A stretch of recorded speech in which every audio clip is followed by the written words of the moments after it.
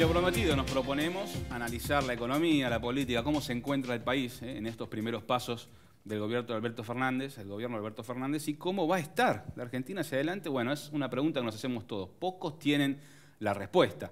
Esperemos que por lo menos nuestro invitado nos ayude a pensar un poquito en lo que vendrá, y me refiero a Aldo Abrán, el director ejecutivo de la Fundación Libertad, que nos acompaña hoy. Aldo, muchas gracias por estar con nosotros. Un gusto para mí, como siempre. Igualmente, en esta nueva temporada y en este nuevo gobierno, ¿no?, que se nos presenta, y con algunas decisiones que se fueron tomando a lo largo de los primeros meses de gestión y muchas que todavía restan definirse. ¿Cómo estás viendo este comienzo de gestión de Alberto Fernández? Mira, con bastante preocupación, porque en inicio lo que hemos visto hasta ahora no difiere de otros inicios de gestión en crisis de gobiernos que para atender a los sectores vulnerables, que genera una crisis sin lugar a dudas, lo que piden es solidaridad. Obviamente la solidaridad nunca empieza por casa, o sea, por tratar de ver qué recursos del Estado podemos reasignar, dado que en definitiva es el Estado el que ha venido gastando de más y genera todas las crisis, sino que se la vuelven a pedir al sector privado productivo, ¿no? Y eso es porque se supone que un ajuste del Estado parece que genera recesión. Ahora me suena notable eso, porque ajuste es achicarse, ¿no? Y parece que achicar al sector privado productivo, que es el que paga los sueldos del sector privado productivo más los gastos y sueldos del Estado, no es recesivo. Suena raro, ¿no es cierto? Y es más, si es achicarlo, quiere decir que después, porque lo estás exprimiendo con más impuestos, que después vas a tener más sectores vulnerables, no menos. Y entonces, ¿qué vuelve a suceder? Nuestros políticos tan generosos, porque hay que asistir a esa gente, le vuelven a pedir solidaridad al sector privado productivo. Y eso es lo que nos lleva, lamentablemente, a esta secuencia de decadencia permanente como tendencia, por un lado, y cuando ya es inaguantable el peso o el resultado desastroso que ha dejado ese Estado, que no lo podemos pagar, ya sea porque terminamos quebrando el Banco Central, como fue, por ejemplo, el resultado en la hiper del 89 al 90, o porque terminamos tomando tanta deuda que no la podemos pagar, como fue el default del 2001 y tantos otros que tuvimos para atrás, y el que estamos marchando si no hacemos algo pronto. Acá nunca resolvemos el problema de fondo, ¿no? Y no te anuncian, porque yo entiendo que en la urgencia, ¿tá?, algo tenés que hacer, o sea, la gente no la vas a dejar que sufra, entonces la tenés que asistir. Pero mira, sería muy distinto si yo, suponete que vos sos un empresario pyme que está haciendo un gran esfuerzo ahora para pagar todos estos impuestos, vengo y te digo, mira, la verdad, te estoy pidiendo un esfuerzo, pero hay que hacerlo porque hay que ser solidario, pero yo lo que te garantizo es que en un plazo de 2 años, vamos a achicar el Estado, con lo cual te vamos a volver a bajar los impuestos, vamos a hacer una reforma laboral para que cada vez que vos tomes un empleado no sientas que estás al borde de suicidarte por cualquier juicio laboral. Vamos a suprimir gran parte de las 69.000 regulaciones que solamente a nivel nacional, imagínate, sumarle las provinciales y las municipales, para que no te sientas asfixiado por tener que cumplir semejante normativa kafkiana. Y voy a decir, bueno, todo eso la verdad es que a futuro me va a bajar los costos, me va a permitir ser más productivo. Conclusión, vale la pena seguir apostando a la Argentina. Ahora, si siempre lo único que te pido es que pongas plata y nunca te doy una perspectiva de mejora, la verdad es que es poco probable que este país logre un nivel de inversión que nos permita crecer sostenidamente, ¿no? Hablás de inversión y de lo que se ha hecho y lo que no se ha hecho. Y uno analiza por estas horas lo que tiene que ver con la disputa con los acreedores, con los bonistas, y lo que están reclamando para conocer si finalmente van a aceptar la propuesta que se ofrezca desde la Nación, o si en cambio, como muchos otros inversores, van a decir, bueno, hasta que no me muestres las cartas, yo no sé por qué camino seguir. ¿Es el gran déficit que está mostrando hasta el momento la gestión de Alberto Fernández y de Martín Guzmán en el Ministerio de Economía? ¿No explicitar cuál es el plan económico hacia adelante? Bueno, eso sin lugar a dudas, ¿no? Porque imagínate que yo te debo plata, ¿no? Sí.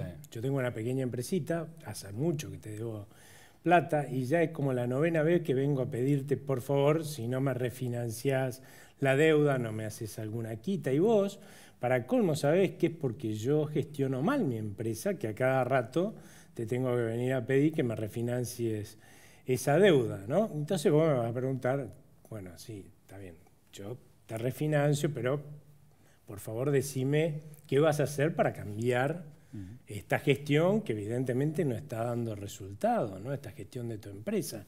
Y yo te digo, mira, la verdad que a vos no te importa, ¿sí? Eso yo ya lo veré cuando, después de refinanciar la deuda. Y encima vos, para tus adentros, porque es lo que deberías sentir, es encima no solamente no me lo dice, es que va a seguir haciendo lo mismo, ¿entendés? ¿Cuál es tu buena voluntad o cuál va a ser tu buena fe a la hora de ser generoso, como piden ahora, en esta refinanciación de deuda? Nada, porque vos lo que sabés es que yo dentro de un tiempo te voy a volver a pedir que me refinancies la deuda, porque voy a seguir manejando la empresa igual. Y es más, yo ya te puedo firmar, y queda grabado acá, así que me lo podés desmentir en el futuro si no pasa con esta grabación, que si la Argentina no hace las reformas estructurales pendientes, esta deuda que estamos por reestructurar y canjear ahora va a ser defaulteada en el futuro. Y alguien dirá, bueno, ¿qué se la da de adivino? No, no. La deuda que estamos reestructurando en este momento, en su mayor parte fue emitida en 2005, 2010 y 2016 para reestructurar el default del 2001. Y el default del 2001, ¿sí?, estaba compuesto en su mayor parte por bonos que fueron emitidos en el Plan Brady para reestructurar el default de los 80. Entonces, no es muy difícil arriesgar este pronóstico que estoy haciendo. Porque si vos no resolvés los problemas de fondo que tiene la Argentina, que es lo que nos viene pasando, que no los queremos resolver por distintos motivos, lo que va a pasar es que nuestra empresa, mi empresa, va a seguir quebrando. No hay otra. Si yo la sigo manejando igual, los resultados no pueden ser distintos. Y eso es lo que pretendemos en la Argentina. Y es notable porque a veces asumen en el gobierno economistas profesionales que venían diciendo exactamente lo mismo y parece que le pica algún bichito y a partir de ahí, como ellos son los que están haciendo las cosas que nunca funcionaron y que ellos mismos decían eso no puede funcionar, parece que a partir de ahora sí va a funcionar, ¿no? Y esa es la historia de la Argentina. De hecho, estamos en el cepo número 25. Solamente un cepo en la historia de la Argentina, de uno solo salimos en forma no traumática, fue el cepo del 2015 y fue porque cambiamos de gobierno, un gobierno que generó credibilidad, que dijo voy a hacer las reformas estructurales, entonces la fuga de capitales que había se revirtió, de hecho contó con decenas de miles de millones de dólares de financiamiento, porque decía que iba a hacer todo esto. Cuando la gente se dio cuenta que no iba a hacer las reformas estructurales, dijeron, obviamente este país está condenado a la crisis que estaba condenada con el gobierno de Cristina Fernández de Kirchner, que no quería hacerlo. O sea, vamos a ir a una crisis y se empezó a llevar de vuelta los ahorros, ¿no? O sea, esa es la historia, lamentablemente, que estamos viviendo en la Argentina, ¿no? Y la seguimos repitiendo, es notable, lo de la Argentina es notable. Ahora, hoy estamos en este escenario previo a la reestructuración con Alberto Fernández y Martín Guzmán en Europa, tratando de recolectar los votos del board del Fondo Monetario para que le acepte hacia adelante la propuesta, esperando a ver qué pasa cuando en marzo le presenten a los acreedores privados la oferta para reestructurar y patear hacia adelante los vencimientos que se tienen de deuda. Estamos todavía en ese escenario intermedio, ¿no? Ahora, uno piensa, ¿qué va a pasar después? Si finalmente se consigue ese beneplácito de los acreedores y se patea hacia adelante los vencimientos de deuda, ¿las demandas de financiamiento van a seguir existiendo por parte de la Nación si no se achica el nivel de gasto, ¿no? Con lo cual, ¿a dónde se va a acudir para conseguir esos fondos? Yo creo que se va a seguir acudiendo a donde se viene acudiendo, que es al Banco Central, fundamentalmente, ¿no? Con lo cual la insolvencia del Banco Central hacia adelante va a ir increciendo. El grado de emisión no va a ser bajo, de hecho viene siendo muy alto. Alguna gente, incluso yo, se asombra de cómo se está depreciando el peso. Cuando el peso se deprecia, donde vos primero lo ves, porque se emite mucho, porque se cae la demanda, ¿no? Sí. Donde vos primero lo ves es en el mercado cambiario. Eso pasa con cualquier moneda del mundo, o sea, con el dólar, el euro también pasa. Sus variaciones donde primero se reflejan inmediatamente es en el mercado cambiario. Por supuesto se reflejan en mercados cambiarios libres, no en el mercado cambiario controlado del Banco Central, que ahí lo fija arbitrariamente y artificialmente el Banco Central. Yo, por ejemplo, esperaba que esa depreciación fuerte del peso se empezara a ver a partir de febrero por diversos factores. El Banco Central venía emitiendo a rolete, pero había restringido muchísimo el cepo. En realidad el cepo es un instrumento para obligar a la gente a tener la moneda que no quiere tener. Sí. Entonces, obviamente, la gente tuvo que agarrar esa moneda aunque no la quería, que se estaba emitiendo. Además, a finales de año, como los argentinos no usamos mucho los bancos, tendemos a tener mucho más efectivo, porque además cobramos bonos o cobramos medios aguinaldos, como para enfrentar los gastos de las fiestas, irnos de vacaciones. Entonces demandamos muchísimos pesos. Entonces uno ve lo que se emitió en diciembre, en enero de este año, y la verdad es que es muy superior a lo que se emitió el año pasado, que ya fue una barbaridad lo que se emitió el año pasado. Y acuérdense que en febrero y marzo y abril del año pasado vimos presiones cambiarias fuertes. ¿Eso por qué? Porque en algún momento la gente usa la plata para lo que la estuvo guardando. O sea, deja de demandar los pesos. Obviamente, si del otro lado el Banco Central no lo saca, lo que pasa es que esos pesos entran a perder valor, baja su precio, como cualquier cosa que se deja de demandar y la oferta no ha variado. Y eso, ¿dónde lo vas a ver? En los mercados libres, o sea, que lo estamos viendo, por ejemplo, en el contado con liqui, claro, pero ya desde hace varias semanas. O sea, hay que emitir para lograr que en la segunda quincena de enero ya empecemos a ver cómo se deprecia el peso en los mercados libres, ¿no? Y lo que va a hacer en febrero o marzo no te puedo contar.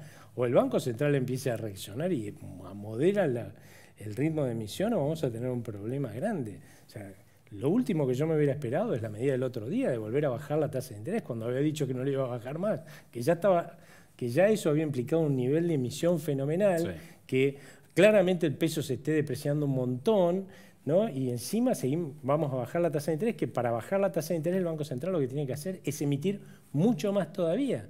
Y lo malo de esto es que no es que solamente porque sube el dólar paralelo que uno se asusta, no.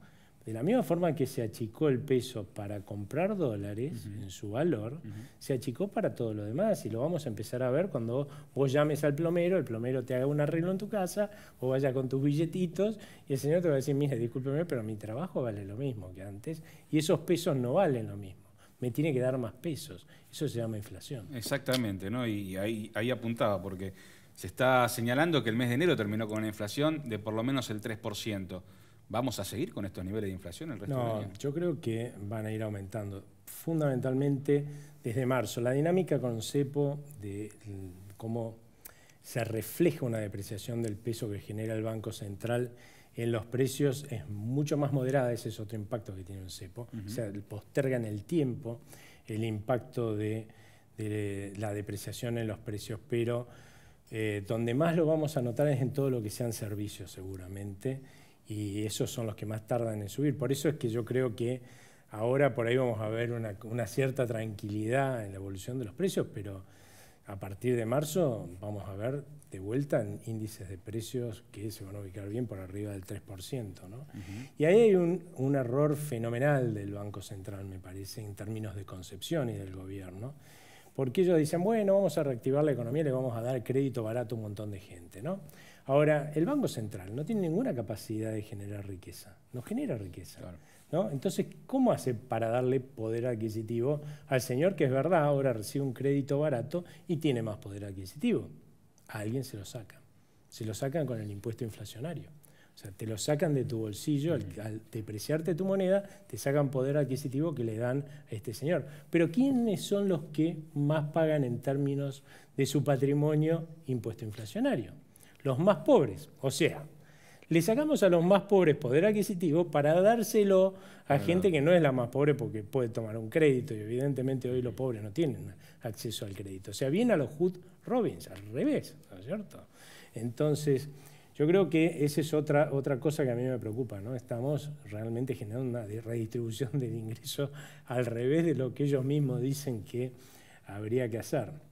Y lo otro es que es importante hacia adelante, más allá de este tema de inflación, que espero, que yo no lo veía como un problema, pero ahora me está entrando a preocupar porque no se puede emitir tanto como están emitiendo sin pagar las consecuencias. Yo pensé que iban a ser muchísimo más moderados, que ya habían aprendido de la historia argentina, y sin más lejos de los últimos 4 años de Macri, en donde también le dieron la maquinita como locos. ¿Sí?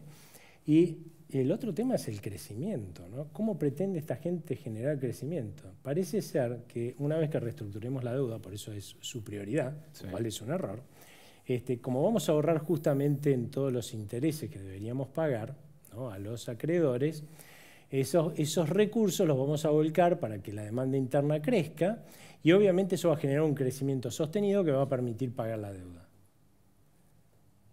Imposible. Imposible, ¿por qué? Por 2 motivos. Una, si eso fuera cierto, Mauricio Macri hubiera generado uno de los crecimientos más grandes de la Argentina, porque en los 2 primeros años de su gestión tuvo decenas y decenas de miles de millones de dólares de financiamiento que este gobierno jamás va a tener y ni los va a poder ahorrar. O sea, todo lo que va a ahorrar va a ser apenas un porcentaje menor de todo el financiamiento que tuvo Mauricio Macri. Y no hizo las reformas estructurales. Y mirá dónde estamos.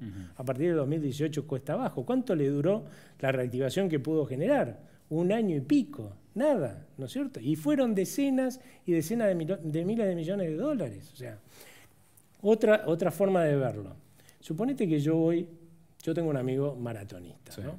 Obviamente yo no voy a ir corriendo al lado de mi amigo maratonista, porque imagínate que no me va a dar para correr al lado, pero me voy en una motito, ¿no? Él corre la maratón, le pongo una mochila y atrás un carrito lleno de piedras. Y voy metiéndole piedritas en...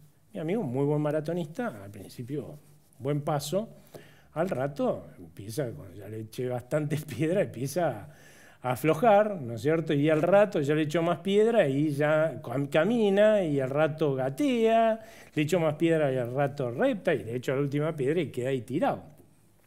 Seguramente cuando estemos así, va a aparecer algún amigo mío político y me va a decir, ¿sabes cómo se resuelve esto? Que corra. Y yo le voy a decir, ¿cómo que corra? No, parece que vaya a correr. ¿Y por qué? Porque obviamente lo que tengo que hacer es sacarle las piedras, claro, y quiero que corra, ¿no es cierto? Pero es peor, porque te va a aparecer un amigo, ¿sí?, que es economista, un economista argentino, ¿no? Sí. Entonces, ¿qué te va a decir? ¿Sabes cómo se hace esto? Le ponemos una pichicata, ¿no?, como hacen lamentablemente muchas veces en el deporte, ¿no?, y en las carreras de caballo, sí, le ponemos una pichicata y el tipo va a correr. Sí, el tipo se va a levantar cuando le ponga la pichicata, va a correr 5, 6, 7, 8 pasos, 10, y va a caer muerto. Bueno, esas son las crisis argentinas, ¿entendés? En vez de resolver el problema, terminamos matando al pobre maratonista. Esa es la realidad. Al sector privado argentino no se le puede pedir crecimiento cuando lo estamos matando con impuestos, cuando antes de todo lo que hemos aumentado ahora la presión tributaria y lo que la van a aumentar las provincias ahora que suspendieron el pacto fiscal y los municipios, va a ser una orgía de presión tributaria esto. Le vamos a pedir que corra. No va a correr. O sea, lo que sí vamos a tener seguramente, con suerte, es si el gobierno logra mínimamente una reestructuración de la deuda que no sea muy conflictiva, digamos, llamémosla bastante amigable, sí, ¿sí? Y no llegamos a un default, o sea que se cierra antes de llegar a un default, probablemente tengamos una recuperación económica muy tenue y muy corta, ¿sí? ¿Por qué? Porque no vamos a contar con el financiamiento que tuvo Mauricio Macri, y él, porque no hizo las reformas estructurales, le duró 1 año y medio. Esta posibilidad de una recuperación económica, a lo cual también aporta el hecho de un cambio de gobierno, eso genera más confianza siempre y también alguna posibilidad de recuperación, no puede durar más de 1 año. Y lamentablemente después cuesta abajo. O sea, claramente los argentinos tenemos que entender que si queremos salir de esta tendencia de decadencia y de crisis una tras otra, lo que tenemos que hacer es lo que hizo el mundo que progresa. Y en los últimos 30 o 40 años, todos los países que salieron de situaciones como las nuestras, lo que hicieron fueron reformas estructurales. A veces mal hechas, Portugal, por ejemplo, ¿no? Que lo fueron a estudiar. Espero que lo hayan ido a estudiar para darse cuenta cómo no se hace, ¿no? Porque hicieron muchas cosas mal. Pero hay que reconocerle algo, no hubo nada de milagro en la salida de Portugal. Se arremangaron y se pusieron a hacer las cosas. Las hicieron mal, bueno, pero las hicieron. Nosotros no las hacemos, eso es lo malo. Bueno, podemos aprender de Portugal. Portugal hizo una reforma del Estado muy cruenta, a mi juicio estuvo mal diseñada, se puede diseñar para que no pierda a nadie su ingreso, en el recorrido, en 2 años hacerla. Nosotros tenemos una propuesta en ese sentido. Ellos la hicieron distinta, fue muy cruenta realmente. Y además lo pagaron con un altísimo costo de desempleo. ¿Por qué? Porque no hicieron reforma laboral. Entonces, en 2 años el desempleo se le fue al 17%. ¿Sí? A los 2 años se dieron cuenta que ya eso no se bancaba más, esto de que siguiera subiendo el desempleo. Hicieron una reforma laboral porque ellos tenían una legislación laboral, mira lo que voy a decir, casi tan mala como la nuestra, no tan mala. Sí, hicieron una reforma laboral, en 2 años lo bajaron al 12%. Hoy el desempleo en Portugal es del 7%. ¿Sí? Y en baja. Entonces, claramente hay que aprender, hay que hacer una buena reforma del Estado al mismo tiempo, ¿para qué? Para poder después bajar los impuestos. Al mismo tiempo que se hace la reforma del Estado, hay que hacer una reforma laboral para poder de esa forma generar los empleos necesarios para ir absorbiendo esta masa de gente que va a ir dejando el sector público. Y obviamente hay que hacer un programa de regulación potente, porque pensar que un emprendedor o una pequeña y mediana industria puede cumplir solamente a nivel nacional 69.000 normas, es creer en, no sé, en milagros, no se puede. Sin duda, ¿no? Bueno, uno ha escuchado mucho este debate y se planteaba en su momento que Mauricio Macri no tenía la fuerza política para poder avanzar con esas reformas, y el resultado fue el desastre que vimos fuera del Congreso cuando se trató la reforma previsional, ¿no? Y que en cambio puede ser el peronismo el que tenga el respaldo político como para poder avanzar en reformas. El tema es si tiene el deseo de hacerlo, ¿no? Si tiene la voluntad de avanzar. La convicción. Exactamente. Hay que tener convicción. Exactamente. Ahora, volviendo al tema de la deuda y de las provincias que mencionabas en un momento, en el comienzo del programa señalábamos el tema de la provincia de Buenos Aires, ¿no? Que está todavía en el proceso de poder juntar la voluntad del 75% de los acreedores para refinanciar o por lo menos patear hacia adelante el vencimiento de capital de un bono de 250 millones de dólares. No estamos hablando de una cifra gigante.